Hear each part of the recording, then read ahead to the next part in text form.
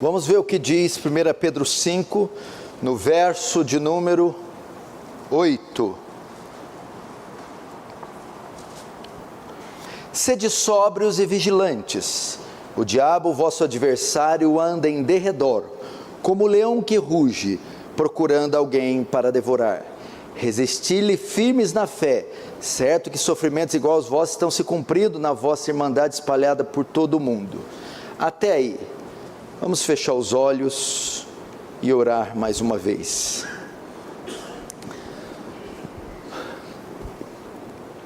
Pai Santo, a Ti a honra, a glória, o louvor e o domínio.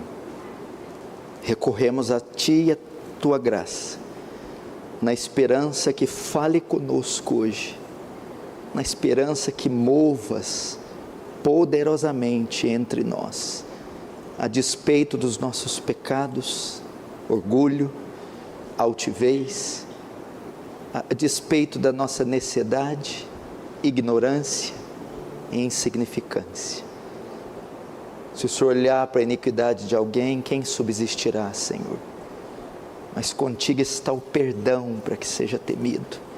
Ansiamos ver o dia que o Senhor mostrará o seu poder e a sua glória como nunca antes, pelo menos em nossa história, tão árida, tão seca, tão desprovida de milagres. Acha graça em nós essa noite, Senhor. Faz teu reino avançar, Senhor.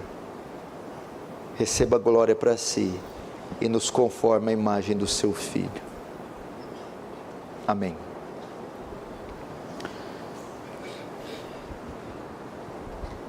Irmãos, preste atenção. Essa palavra é muito oportuna, muito pertinente, e eu quero o temor de vocês, a reverência e o silêncio. Eu vou falar um pouquinho com vocês hoje sobre a doutrina do diabo. Eu vou falar hoje sobre o nosso arqui-inimigo, o nosso rival, o acusador, o adversário, Satanás. Preste muita atenção, para que você saiba como lidar com esse astuto inimigo. Muitos comentaristas cristãos, eles são categóricos em afirmar que falar do diabo hoje é garantia de ser discriminado ou de ser zombado. A existência, falar da existência e das atividades do diabo não se harmoniza com a visão do homem moderno. Não se harmoniza. O diabo hoje se tornou uma figura mítica. Mítica vem de mito, história, ilusão. Há muita superstição envolvida, muito misticismo envolvido e muita ignorância envolvida quando o assunto é falar de Satanás, principalmente no meio carismático neopentecostal. Parece mais um filme de terror, O Senhor dos Anéis, um caça às bruxas, do que necessariamente a revelação bíblica do que diz, do que a Bíblia fala sobre Satanás. E por mais desagradável que seja esse assunto, Satanás, devemos estudá-lo. Devemos estudá-lo por quê? Porque necessitamos conhecer a fundo o nosso adversário, o nosso inimigo. Devemos estudá-lo porque necessitamos conhecer a fundo a sua história, a sua origem, seus dons, seu poder, sua influência. Devemos estudá-lo a fim de conhecer suas estratégias, suas artimanhas, seus pensamentos, suas armadilhas, para que assim possamos lutar contra ele e vencê-lo. Não se engane, todo crente está engajado em uma batalha em uma luta. A Bíblia é clara em falar isso, sobretudo no Novo Testamento, que a igreja, no coletivo ou crente individual, está envolvida em uma guerra, em uma batalha, em uma luta espiritual. E essa luta é contra este ser, Satanás, e seu reino organizado, seu reino hierárquico, o seu reino muito bem governado por ele. E o crente que não entende isso, já está em derrota. Ele não pode pensar que esse mundo é uma colônia de férias, e que a conversão é um convite para a paz e tranquilidade. Não, não, não. A conversão, ela pode ser comparada a um alistamento militar. A partir do momento que você se converte, você veste a farda, calça os coturnos, pega o fuzil ou a espada, como queira, e imediatamente se inicia uma guerra. Uma guerra que vai ter fim só com a volta de Jesus ou com a nossa morte. Hoje em dia, existem 3 pontos de vista a respeito do diabo, ou a respeito de Satanás.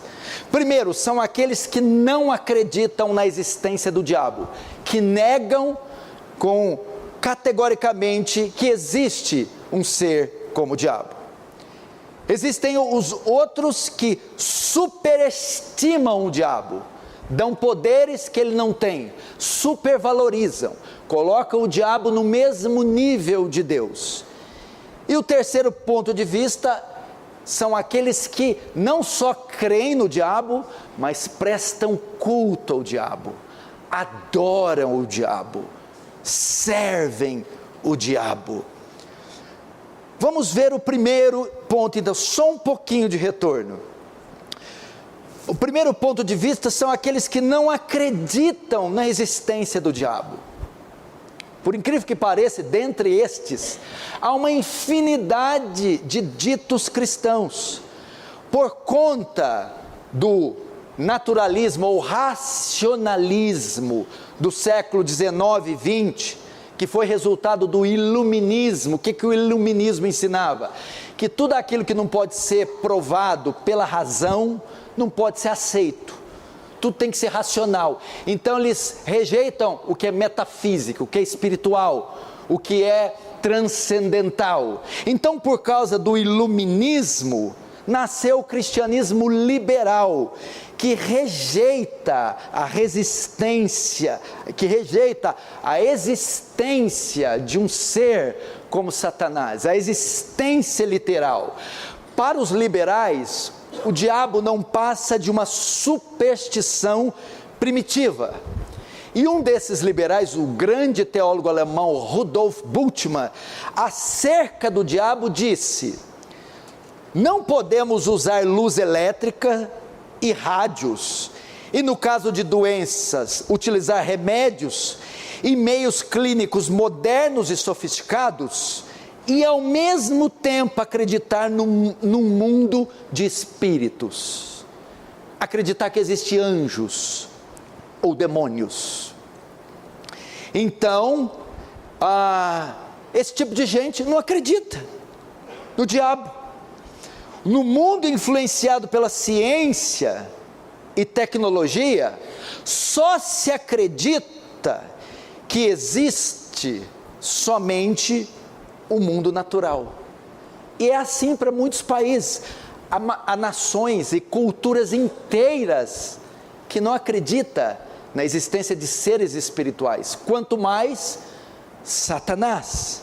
Satanás foi tirado do vocabulário até de muitas pessoas que frequentam a igreja, cristãos. Estudos feitos em 2011 dizem que metade dos que se identificam como cristãos disseram que Satanás é apenas um símbolo e não um ser vivo. Crentes. Teólogos e psicólogos têm reinterpretado passagens bíblicas, por exemplo, sobre possessão demoníaca.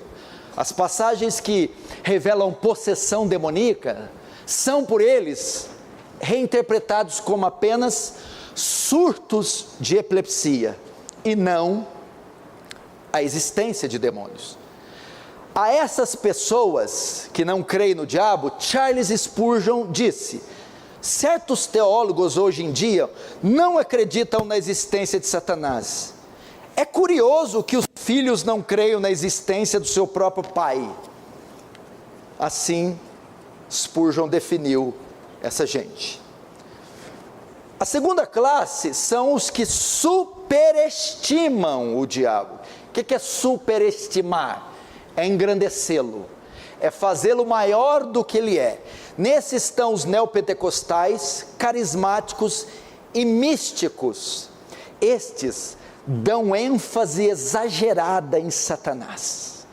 É aquele tipo de gente, e pode ter até alguém aqui presente que seja assim, ou me ouvindo. É aquele tipo de gente que encontra demônio por trás de todo o problema. Tudo que acontece de negativo e de ruim em campo conjugal, familiar, financeiro, físico, eles botam na conta do demônio, do diabo. Atribui, mesmo o menor problema é atribuído na conta do diabo. Um pneu de carro fura, acaba a gasolina, corta a energia elétrica, espirra, dá dor de barriga, perde o emprego, tudo é Satanás. A responsabilidade pessoal dá lugar à ação demoníaca. E as obras da carne, nossos pecados, nossas inclinações pecaminosas, passam a ser demônios e passam a ser combatidas como demônios. Tanto é que eu fui aconselhar um casal cujo marido tinha adulterado, traído a mulher. Ela chegou em casa, pegou o marido com a outra, tentou esconder, achou, enfim. E aconselhando, ela disse: ai, que pena, o meu marido abriu a brecha para pomba gira, aí aconteceu isso. Eu falei: não, seu marido é um sem vergonha, não bota a culpa em pomba gira não, para com isso. Pomba gira tem mal o que fazer. Nem sei também de onde tiraram esse nome, né? Então, você está vendo? Não, minha filha, o seu marido é falta de caráter, desvio moral. Estes superestimam o diabo.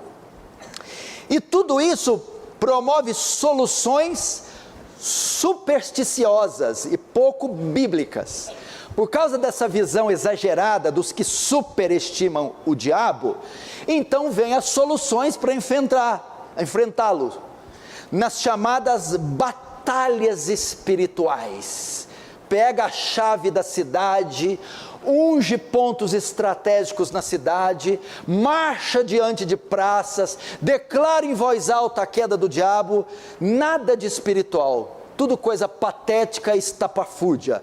Mapeamento espiritual consiste em identificar qual região se encontra o trono de alguma potestade. Então você precisa mapear para descobrir, e é ali que está vindo toda a origem do mal. Rituais de exorcismo, que são feitos aí por igrejas neopentecostais, rituais de exorcismo explícitos, e estes que superestimam o diabo, fazer isso toma o lugar da confissão de pecados, do arrependimento do pecado, da conversão verdadeira para as batalhas espirituais, de modo que ficam uma cristandade, um público todo imergido no pecado, nas dívidas, nas crises, todo inconverso, bodes, achando que estão combatendo com eficácia Satanás. E o terceiro grupo são aqueles, uns não acreditam que ele existe, outros acreditam, mas supervalorizam, e tem outros que acreditam e o adoram. Hoje em dia cresce cada vez mais os movimentos de culto ao diabo, principalmente na Europa e nos Estados Unidos, está cheio de igrejas de Satanás e adoração explícita feita ao diabo. Dados revelam que só nos Estados Unidos da América existem 500 grupos satânicos que praticam bruxaria, satanismo e adoração explícita ao diabo. Para você ter uma ideia, nos Estados Unidos, o satanismo é uma religião legal, com CNPJ, com igreja, com endereço, com cronograma. Aleister Crowley, que nasceu em 1875 e faleceu em 1947, foi o responsável por introduzir o satanismo moderno nos Estados Unidos. O que Crowley ensinava? Que Satanás é mais poderoso que Deus, e que o diabo é bom e Deus, na verdade, que é mau.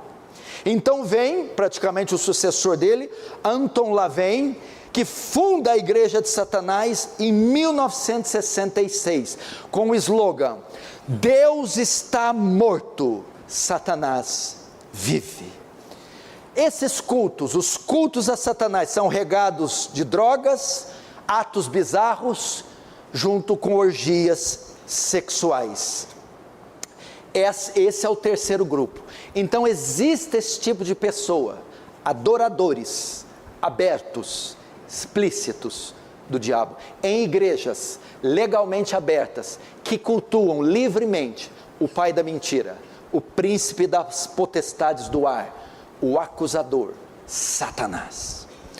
Agora, vamos ver o quarto ponto. O que a Bíblia, a palavra de Deus, infalível, inerrante, suficiente, divina, tem a dizer. Ela é a nossa regra de fé e prática. O que ela fala, nós obedecemos. Onde ela se cala, nós calamos. A despeito desses três pontos de vista, temos que reconhecer nosso adversário. Ele existe. Temos que reconhecer sua personalidade. E temos que estudá-lo ao longo da história. Precisamos conhecer suas estratégias a fim de combatê-lo. A doutrina que estuda o diabo, ela é chamada satanologia ou demonologia. É a doutrina que estuda Satanás, satanologia, ou a doutrina que estuda o diabo, demonologia. Há tantas referências sobre o diabo na Bíblia, que é impossível negar sua existência. Ele é citado, para você ter uma ideia, só no Antigo Testamento, ele é citado em 9 livros. Ele é citado em Gênesis, ele é citado em Levítico, ele é citado em Deuteronômio, 1 Crônicas, Salmos, Isaías, Ezequiel e Zacarias. O primeiro título dele, o primeiro nome para entendermos a forma que ele trabalha, é Satanás. É o primeiro título dele. Satanás vem de uma palavra hebraica Satã, que significa adversário, ou opositor, ou aquele que resiste a Deus e o povo de Deus. Satanás então é o opositor de Deus, da palavra de Deus, do povo de Deus. Satanás é o adversário de Deus, do povo de Deus, da palavra de Deus. Satanás é aquele que resiste a Deus, o Filho de Deus, o povo de Deus e a palavra de Deus. Esse termo aparece 19 vezes no Antigo Testamento. Nos 9 livros citados aparece 19 vezes. Outra coisa que é importante saber: Satanás é um ser espiritual. Ele não tem corpo, ele é imaterial, ele é espírito. É importante saber isso. Por que é importante? Porque quando você tem um problema físico, você combate em campo físico, com ferramentas físicas, armas físicas.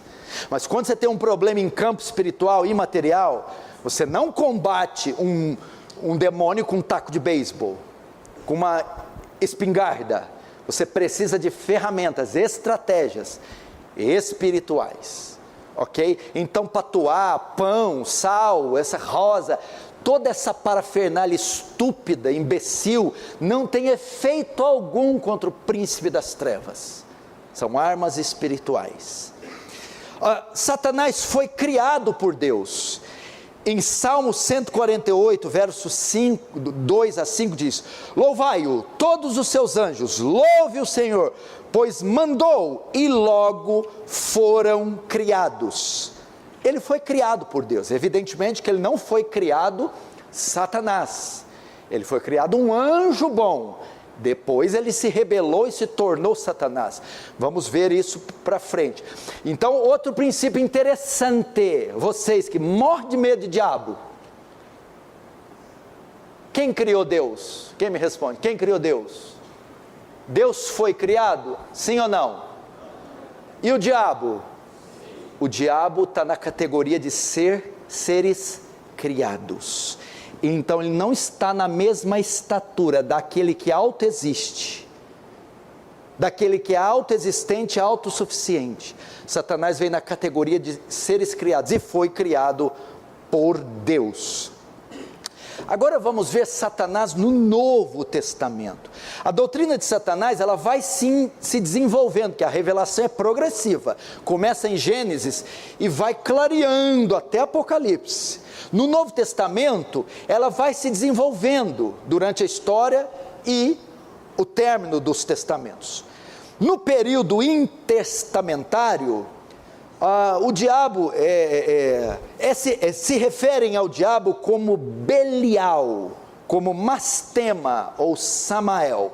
Satanás é descrito como chefe de um exército de demônios que guerreia contra Deus. Isso na transição do antigo para o novo, no período intertestamentário, ele era assim conhecido. Já no Novo Testamento, o termo mais usado para Satanás é diabo. O termo Satanás no Novo Testamento ocorre 34 vezes. Já o termo diabo é usado 60 vezes. E das 60 vezes, 40 vezes nos 4 evangelhos. O termo diabo vem do latim, que quer dizer diabolos. Se Satanás é opositor, se Satanás é adversário, diabolos é acusador, é o que lança sofismas, é o que sussurra mentiras, é o que acusa. Satanás é o maior dos acusadores. Ele acusa Deus e acusa os homens. Ele acusou Deus diante de Eva, de não querer o melhor para ela. Ele acusou Jó diante de Deus, de estar servindo ele por interesse. Ele é um acusador, mentiroso, pai da mentira, estrategista. Quando você pensar em batalha espiritual, não pensa igual a esses estúpidos carismáticos. A figura deles são espadas degladiando. Você entra numa guerra de espada entre bárbaros. Não, quando você pensar em diabo, pensa num tabuleiro de xadrez. É assim que a luta se dá. Ele é estrategista, pai da mentira, surrupiador por natureza, ladrão, enganador, acusador. Nele não habita bem algum. Ele é a personificação do mal, astuto, sagaz, traiçoeiro. Não ignore, Paulo diz, por isso não ignoramos seus ardis. Não ignore, para que possa lutar contra as astutas ciladas. Não é só ciladas, astutas, inteligentes, sorrateiras, sutis. Não pense que você é mais inteligente que ele, você não é. Não pense que você é mais poderoso que ele, você não é. A parte de Cristo, você não tem a menor chance com aquele que enganou 1/3 dos anjos que assistiam diante da glória de Deus, e que enganou o primeiro casal sem pecado. Que será de nós? Ele acusa. Satanás, é muito importante isso também, não só não é material, não tem corpo, não só é espírito, como também não é uma força impessoal do mal. Satanás não é uma força impessoal, uma energia. Satanás é uma pessoa. O que é ser pessoa? É ter razão, sentimentos e vontade. Razão é ter pensamento, sentimento, é ter emoções, vontade, é ter escolha. Satanás é uma pessoa, veja, ele tem razão, ele tem pensamentos. 2 Coríntios 11:3, mas temo que assim como a serpente enganou Eva, com sua astúcia, Satanás vos engane. Astuto, articulado, ele pensa. Segundo, ele tem sentimentos, Apocalipse 12:17, o dragão irou-se contra a mulher, ira, sentimentos, e foi fazer guerra contra ela. E terceiro, ele tem vontade, 2 Timóteo 2:26, e tornarem a despertar, desprendendo-se dos laços do diabo, em quem a vontade dele estão presos. Então notem, Satanás tem razão, sentimentos e vontade. Ele não é uma força impessoal, ele é uma persona, ele é um indivíduo, ele é um ser. Você não está combatendo uma energia, uma fumaça, uma aparição, mas um ser inteligente, invisível e material, mas inteligente, que tem vontade. E sendo pessoa, presta atenção, é alguém com capacidade de orquestrar, elaborar planos contra o povo de Deus. Sendo uma pessoa inteligente, sendo uma pessoa com raciocínio, ele é capaz de planejar, orquestrar planos contra o povo de Deus. A Bíblia diz que ele é o governador, ele é o príncipe de uma hoste de anjos caídos, um exército de anjos caídos. Efésios capítulo 6, quando Paulo vai revelar como ninguém o reino do inferno, ele usa termos como principados, potestades, dominadores desse mundo tenebroso. Isso indica formas ou hierarquias, ou significa distinção de demônios. Isso é o reino que ele governa, são os súditos dele, são os demônios ao seu serviço. Ele não opera sozinho, ele tem um esquadrão ao seu comando, ele tem um exército que recebe suas ordens, ele tem um enxame de milhões e milhões de demônios.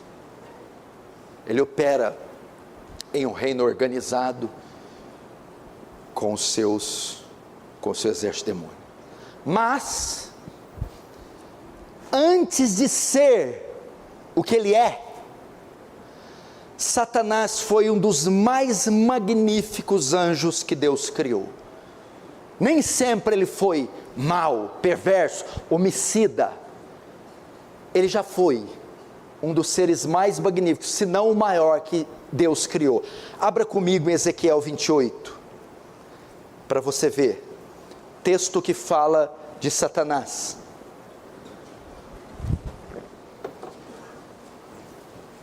Ezequiel 28.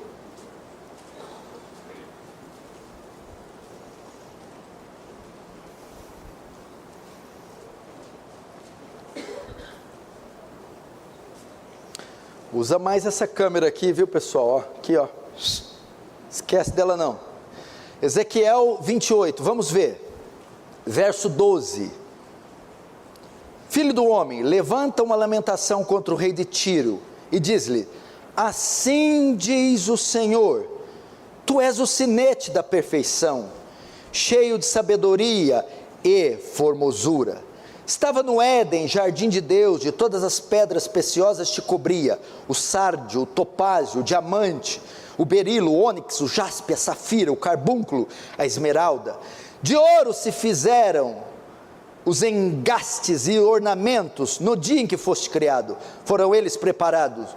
Tu eras querubim da guarda e te estabeleci, permanecias no monte santo de Deus, no brilho das pedras andavas. Verso 15, perfeito era nos teus caminhos, desde o dia em que foste criado, até que se achou iniquidade no meio de ti.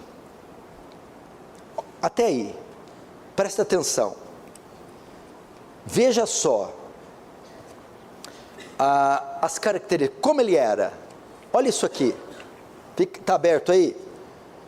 Como a Bíblia descreve ele. É uma profecia contra o rei do Tiro, e nessa profecia nós temos uma descrição de Satanás, ou Lúcifer, como queira. Outro dia eu explico de onde veio esse nome Lúcifer. Olha como ele era. O verso 12 diz assim: tu és o sinete da perfeição. Sabe o que é sinete da perfeição? Símbolo de uma coisa perfeita, bela, magnífica, sem defeito. Se você subisse no céu antes da queda de Lúcifer e perguntasse para Deus: Deus, me mostra uma coisa belíssima, perfeita.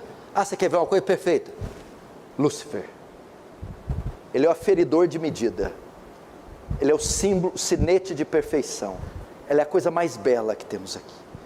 O texto diz: cheio de sabedoria e formosura. Beleza, é uma criatura elegantíssima, cheia de sabedoria. Estava no Éden, jardim de Deus, e de todas as pedras preciosas te cobria. Olha a cobertura dele: sárdio, topázio, diamante, berilo, ônix, jaspe, safira, esmeralda, ouro, ornamentos, engastes.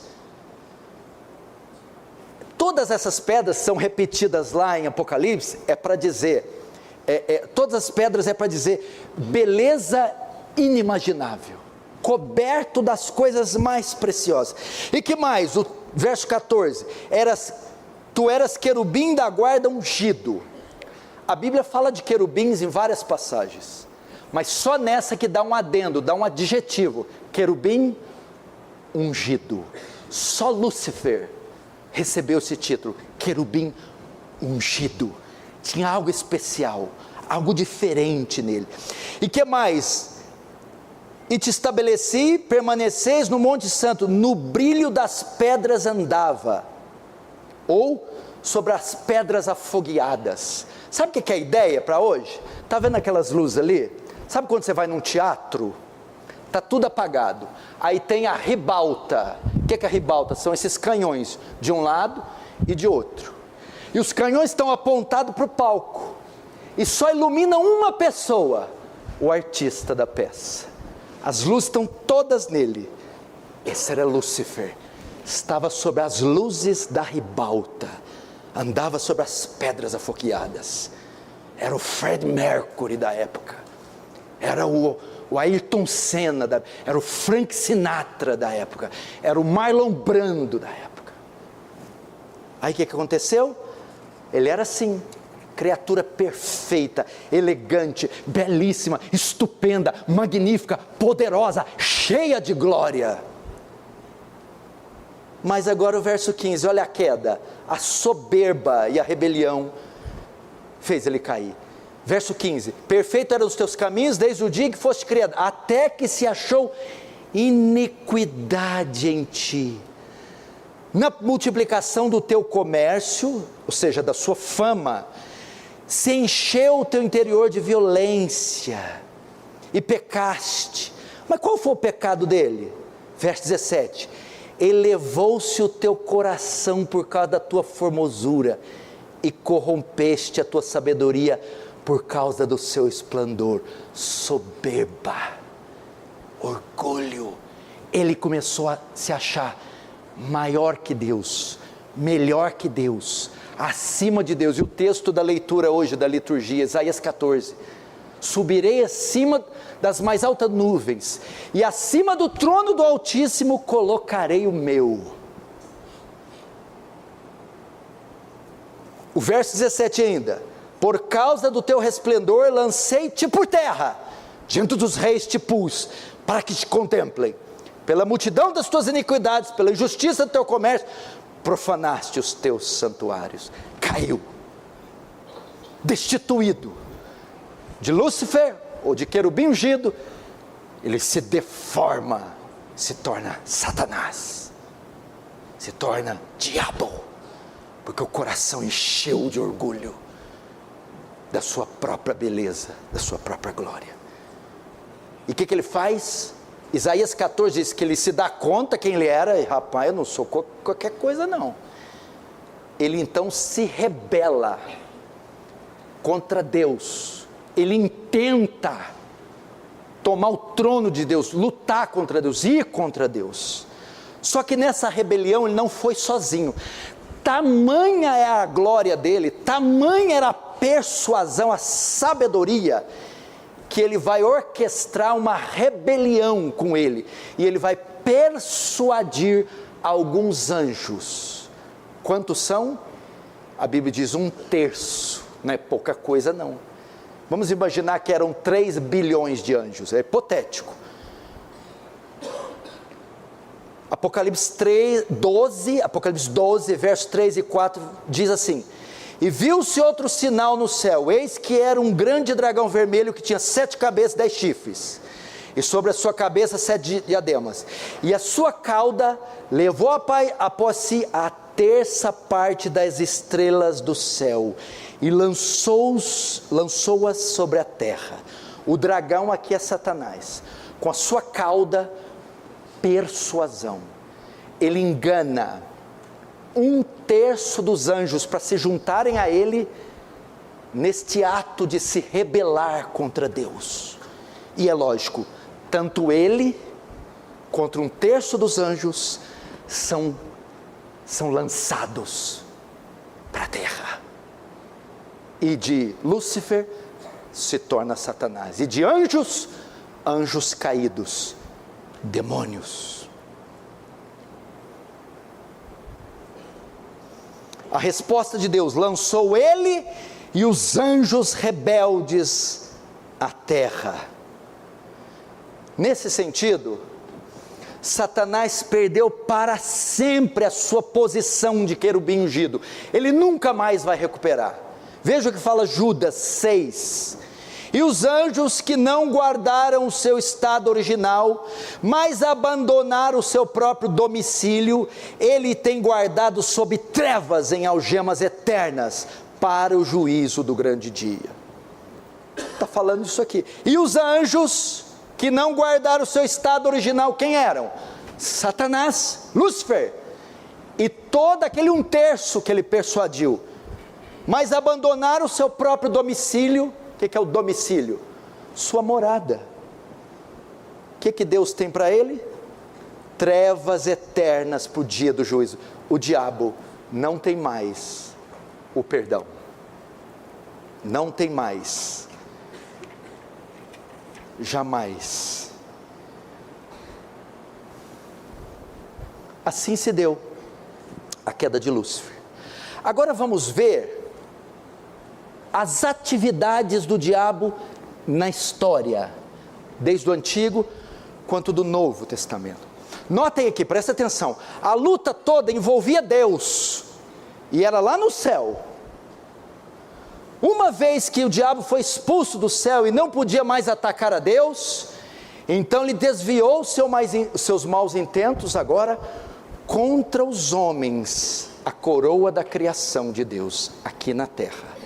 Preste atenção, irmão, Satanás odeia você, o alvo dele hoje é você, ele odeia você porque você foi feita à imagem de Cristo, ele odeia você porque você foi arrancado do seu domínio, ele odeia você porque ele sabe que Cristo habita em você, ama você e você ama Cristo, e Satanás quer ter você de volta. Por isso ele diz, Lucas 22:31, Simão, Simão, Satanás pediu permissão para reclamar você, mas eu roguei a Deus para que a sua fé não desfaleça.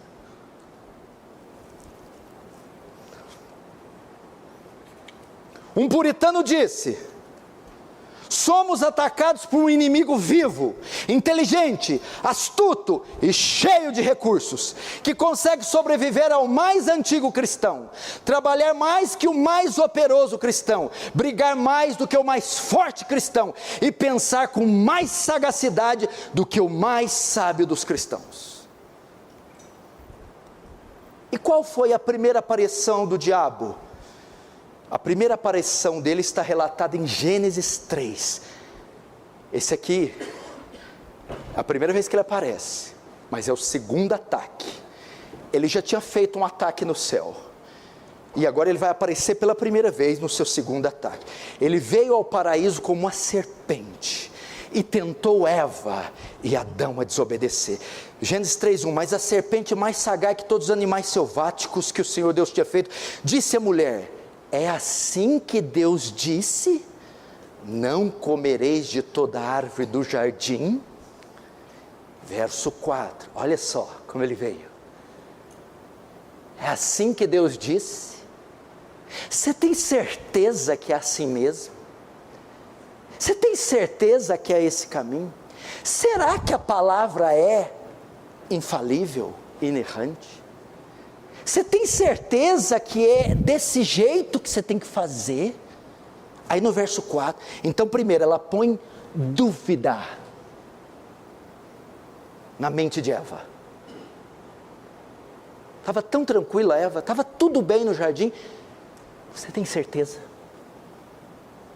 Ela põe dúvida e ela desacredita as palavras de Deus. E segundo, verso 4, então a serpente disse à mulher, é certo que não morrereis, porque Deus sabe o dia que comerdes, vos abrirão os olhos, e como Deus sereis conhecedor do bem e do mal. Agora, Satanás tenta Eva com o mesmo pecado que ele cometeu. Seja igual a Deus. Busca uma sabedoria que você não tem. Não se contente só com o que você recebeu. Busque algo oculto. Onde se deu essa batalha? Ficou endemoniado, babando, arranhou, enrolou nela, começou a esmagar igual uma sucuri. Aqui, ó, na mente. Confundir, cegar, enganar, distorcer. É isso aqui que o diabo faz. Eu vou falar isso mais na frente. Satanás então teve sucesso e Eva e Adão caíram. Quando cai, Satanás recebe uma sentença, e essa sentença vai desenrolar todo o ofício do diabo na terra, até a volta de Jesus, depende da sentença que ele recebeu. Gênesis 3, 14 e 15, então o Senhor disse à serpente, porquanto fizeste isso, maldita será mais que toda fera, e mais que todos os animais do campo, ok? Porém inimizade entre ti e a mulher, entre a tua descendência, e a sua semente, esta te ferirá a cabeça e tu ferirá o calcanhar. Então veja só, no que consiste o ofício de Satanás? Ferir o calcanhar da semente da mulher. Desde então ele começa com Abel e Caim, a serpente, Caim, o calcanhar, Abel, e tenta atacar.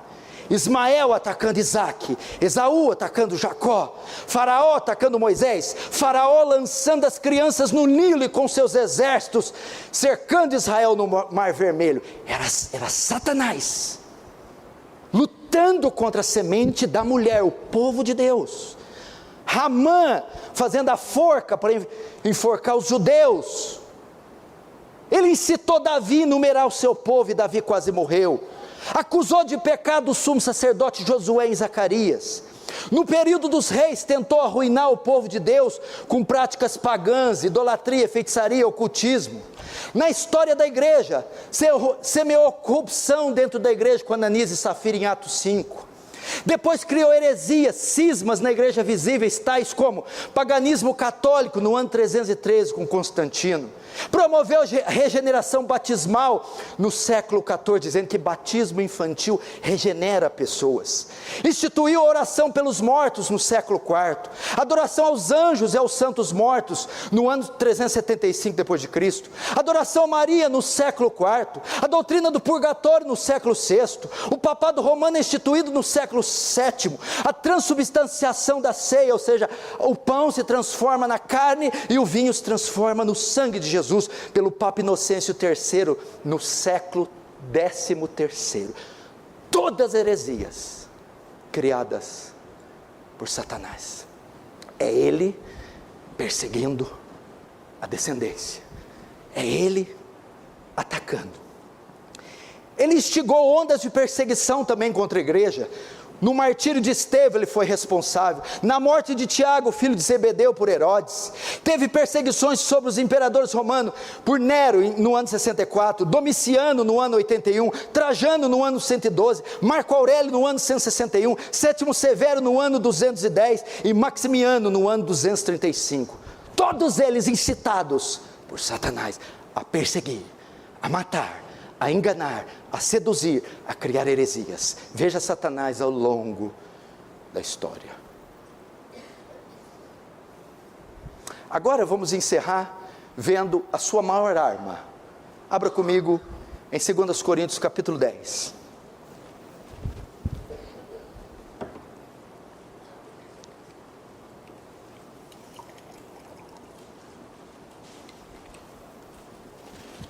Quantos estão entendendo? Dizem amém. Digam amém.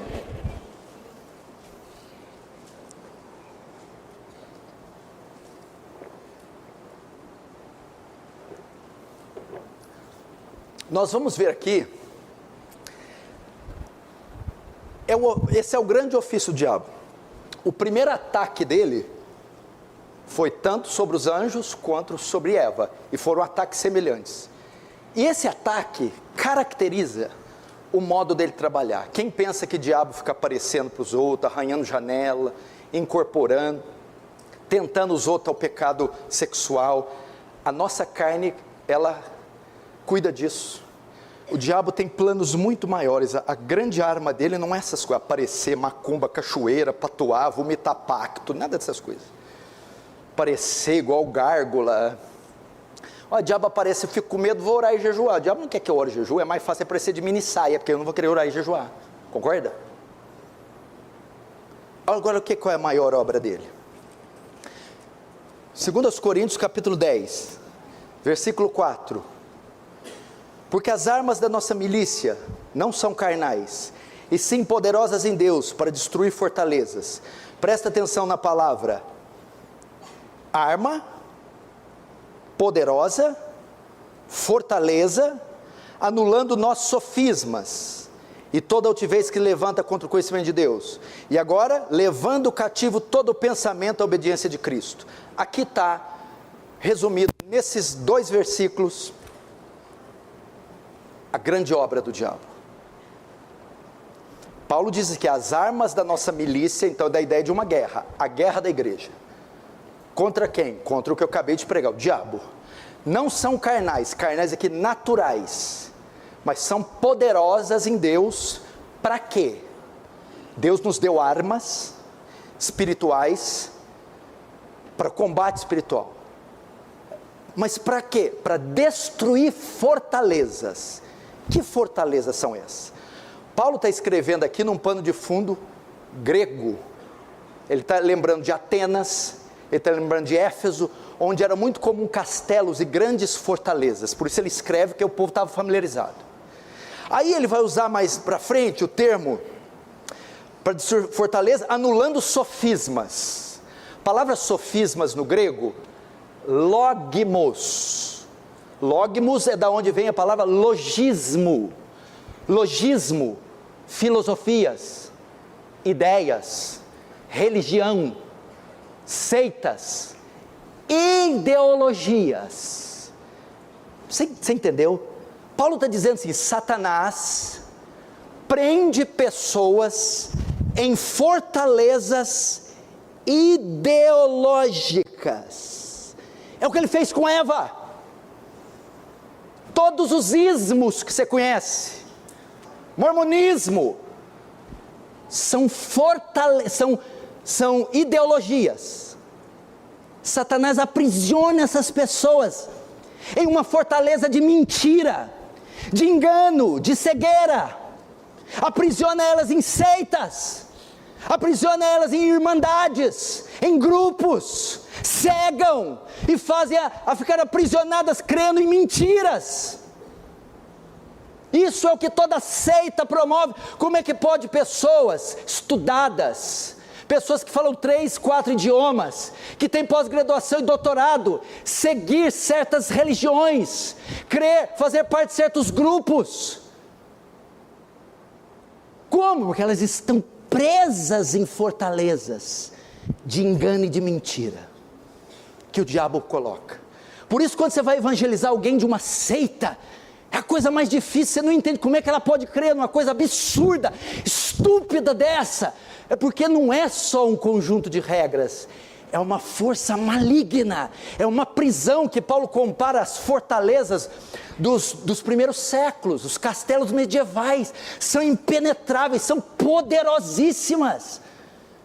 É o engano religioso, é o islamismo, é o secularismo, é o humanismo, é o relativismo, os comunismos, todos esses ismos cujas pessoas são fanáticas, devotas fanáticas. Paulo diz: o mestre do engano aprisiona elas.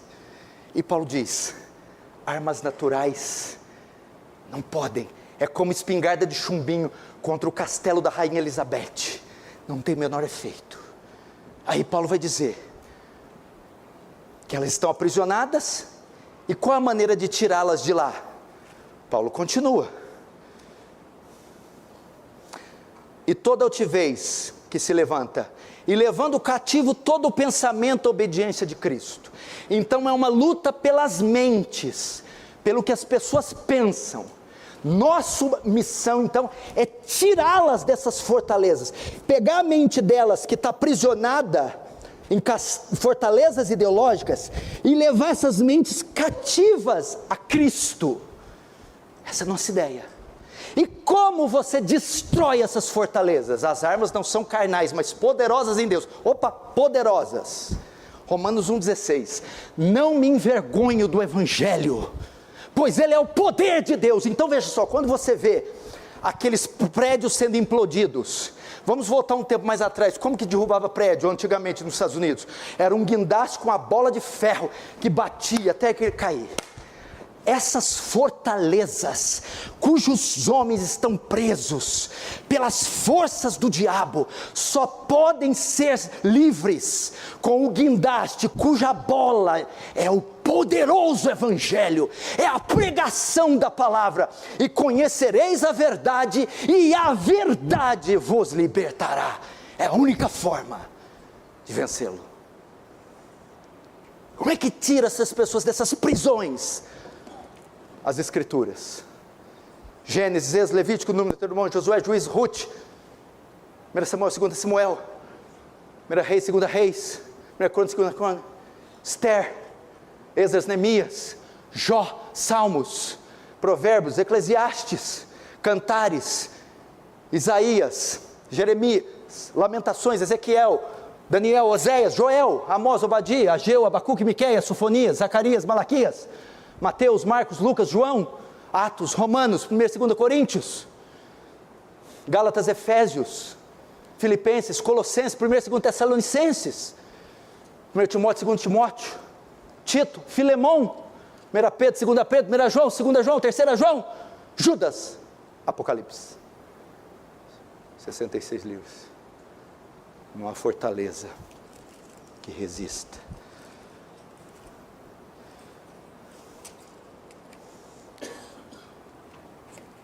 É assim que ele age. Uma fortaleza. E o termo aqui, destruindo, smash, crush, destruir, pulverizar, trucidar. Não tem jeito de passar óleo de peroba na fortaleza. Não tem jeito de soltar traque, estalinho. O Senhor nos chama a esmagar. E só podemos esmagar com essa bigorna. Essa é a bigorna que destrói todos os aços. A palavra de Deus. Não pode ser conto da carochinha. Não adianta apelo emocional. Não adianta surtos. Nada disso. Só se vence o diabo como? Tomai sobre vós toda a armadura de Deus, colocando o cinturão da verdade, cingindo os vossos lombos com a verdade. É a verdade que liberta. É só o poder da palavra. Não há outra força contra o pai da mentira, senão com a verdade. Por fim, volte lá em 1 Pedro, capítulo 5.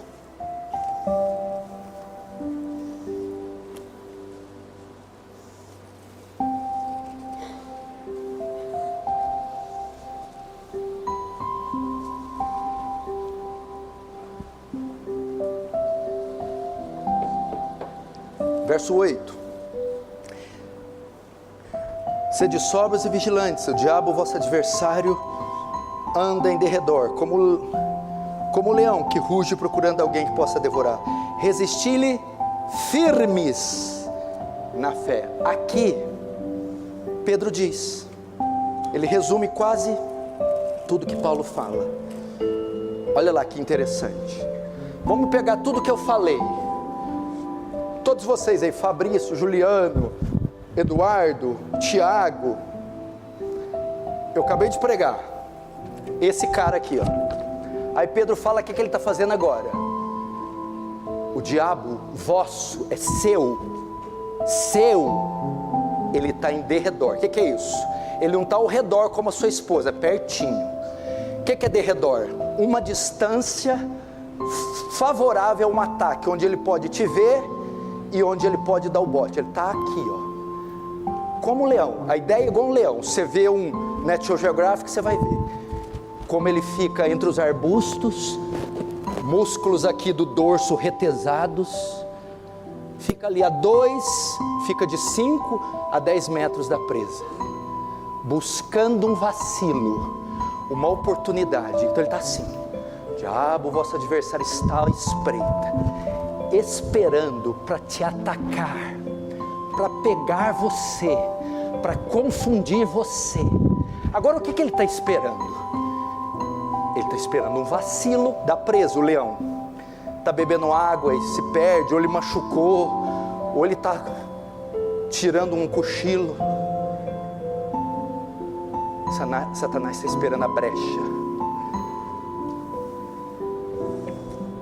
Ele está esperando você abrir território para ele, você baixar a guarda, você deixar de guardar o coração, você envolver em pecado, você abrir o caminho, pavimentar o caminho, e ele saber que você não tem forças para se defender. É a hora que ele vai. Então está o tempo todo. Sabe quando você está em casa, você está ali, de repente você, chegou, já veio cedo hoje, tá de olho em mim, está esperando eu vacilar, eu sei. Aí o que Pedro diz? Portanto, imagina a zebra, o veado bebendo água. Portanto, sede sóbrios e vigiai. Não baixe a guarda, não faça concessões, não ouça a sua voz. É isso que está dizendo. Feche as arestas, feche a brecha, bloqueie os canais de entrada dele. Internet, más conversações, televisão, amigos, telefone, seja o que for, ressentimentos, rancor, feche. E depois ele dá a arma. Resistam firmes na fé. O que é resistir? O fato de você não dar brecha, você ficar em alerta, não significa que ele vai ficar inibido de vir. Ele virá. É como se você pega um escudo, e quando ele vier, você resiste ele, resiste o bote, resiste o sussurro, resiste o é certo que não morrereis, resiste o é verdade que Deus, resiste. Como? Firmes na fé. O que é a fé aqui?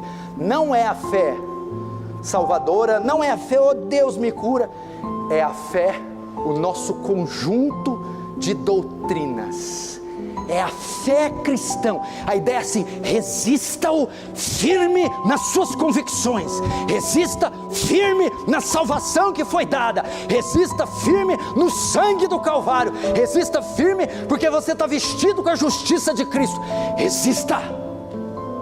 É assim. Não vacile, não abra mão das suas convicções, não recue. Aí a Bíblia diz o quê? Resistiu o diabo e ele? Resistiu o diabo e ele? Você vence a batalha.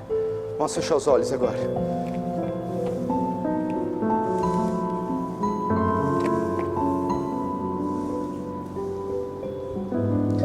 Feche os olhos. Uma das ferramentas da armadura é a oração. Ore agora, orando no Espírito.